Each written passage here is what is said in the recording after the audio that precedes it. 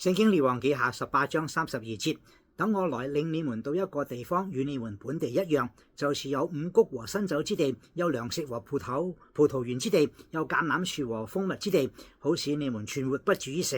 希西家勸導你們說，耶和華必拯救我們，你們不要聽他的話。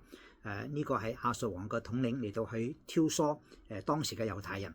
當我哋遇到難處嘅時候呢，可能會有欺壓嘅話，叫我哋驚去到順從唔應該跟從嘅道路。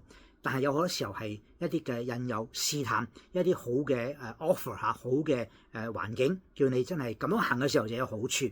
求主幫助我哋，真係唔好受到呢啲嘅謊言嚟到去欺騙，被欺騙，曉得真係依靠耶和華。唔係從神而嚟嘅好處，真係唔好要依靠主，主必幫助我哋。信靠佢。我係鄧英善牧師。